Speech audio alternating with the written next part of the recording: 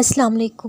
جب ہم چیزیں اللہ کے سپرد کر دیتے ہیں، اللہ خود ہی ہمارا دل ہماری بھلائی کی طرف موڑ دیتا ہے۔ پھر جو ہم مانگ رہے ہوتے ہیں وہ اگر ہمارے حق میں اچھا ہو، ہم وہی مانگتے رہتے ہیں۔ اگر وہ اچھا نہ ہو، اللہ وقت کے ساتھ ساتھ آہستہ آہستہ ہماری چاہ بدل دیتا ہے۔ اگر کبھی زندگی میں کوئی فیصلہ نہ کر پا رہے ہوں، آپ نے بس 3 کام کرنے ہیں۔ پہلا استخارہ کرنا ہے، دوسرا استخارہ کرنے کے بعد اللہ پر بھروسہ کرنا ہے، تیسرا اللہ سے یہ دعا کرتے رہنا ہے کہ یا اللہ جو اچھا ہے میرے لیے بس وہ مجھے دے دے۔ بس پھر یا تو وہ اچھا جو آپ نے اپنے لیے سوچ رکھا ہوتا ہے وہ مل جاتا ہے، یا پھر بہت اچھا جو اللہ نے آپ کے لیے سوچ رکھا ہوتا ہے وہ مل جاتا ہے۔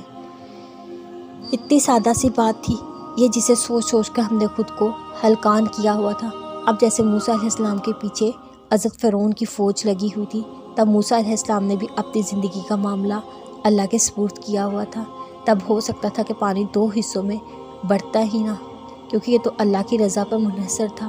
اللہ پانی کو موسیٰ علیہ السلام کے لیے راستہ بنانے کا حکم دیتا ہے یا نہیں۔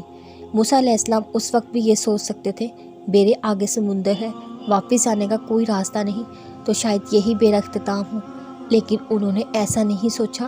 انہوں نے بھی اللہ سے اچھا گمان رکھا، انہوں نے بھی دل میں یہ دعا جاری رکھی کہ اللہ میری مدد فرما۔ تبھی تو اللہ نے ان کے لیے غیب سے مدد اتاری تھی۔